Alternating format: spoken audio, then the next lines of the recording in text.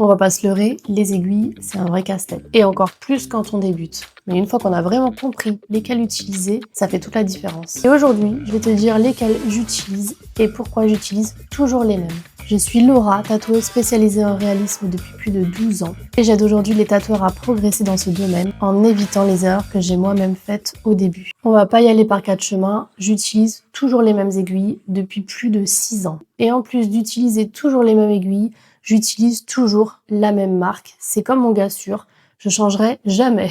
On va commencer avec les liners. Je sais pas si tu es au courant, mais dans le réalisme, on n'utilise pas de liner. On ne fait pas de traçage et on ne fait pas de pré-traçage. En tout cas, pour ma part, j'ai appris comme ça et je fonctionne comme ça. Quand on fait du photoréalisme, on ne trace pas. Mais les liners peuvent être utiles pour les micro-détails. Donc, j'utilise uniquement du 5 liner ou du 3 liner, vraiment très rarement. Le 5 liner m'est utile uniquement pour les micro-détails comme par exemple la pupille des yeux, dans le cas par exemple où je peux avoir des micro-portraits. Je ne fais pas de micro-réalisme, mais quand je fais des très grosses pièces, des fois il peut m'arriver d'avoir des micro-détails et je vais utiliser ces liners uniquement pour ça. On va passer au shader. J'utilise 2 tailles de shader différentes, du 7 et du 11. Le shader, c'est uniquement pour les détails également, mais des détails un peu floutés, pas comme avec le liner. J'utilise mon set shader à peu près pour tout, que ce soit pour mes yeux, ma bouche, les cils, les sourcils que je vais complémenter avec un magnum, pour les remplissages très saturés pour avoir un noir très profond. Et le 11, quand ma pièce est bien sûr plus grande, pour un dos, pour une jambe ou pour tout autre modèle qui va nécessiter un shader et un travail de détail plus gros. Les shaders sont très cool quand il s'agit de saturer et d'avoir un contraste très fort. Mais aussi pour les petits détails de structure tels que des marquages de bois, de pierre ou même de vêtements, de fourrure, d'ornements et tout autre détail. Maintenant les magnums. J'utilise du 7, du 13 et du 15. C'est tout.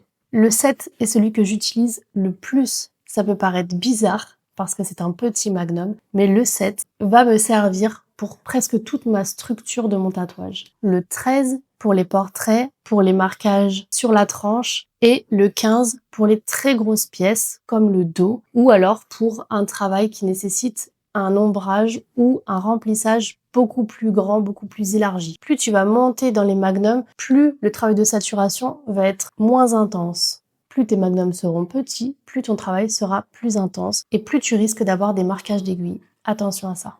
Petit point important sur les magnums, je n'utilise jamais des magnums droits, donc des flats. J'utilise toujours des magnums soft edge, donc arrondis. De fait que quand je fais des portraits ou que je place mon aiguille un peu sur la tranche ou sur le côté, j'ai pas de lignes directes qui vont venir marquer mes dégradés. Si vous le placez sur la tranche dans un magnum flat, vous allez faire des traits et c'est tout ce qu'on veut pas dans du réalisme. Et enfin, le petit bonus, c'est le magnum 9 soft edge pour mon blanc à la fin. Je reprends souvent aussi du set shader pour marquer les petits détails, par exemple dans la pupille de l'œil, des petits détails de poils, qui va être important à la fin quand on va vouloir illuminer son travail. En gros, je pense que ton aiguille, c'est comme un pinceau. Tu dois être habitué et tu dois savoir exactement laquelle utiliser et à quel moment. Chaque aiguille a son rôle. Et si tu sais les combiner, tu gagnes un temps précieux et tu travailles avec confiance. Et si tu veux maîtriser le tatouage réaliste à fond, tu peux t'inscrire dès maintenant dans ma liste d'attente. Le lien est dans ma bio. Ma formation complète sort dans quelques semaines et je te montre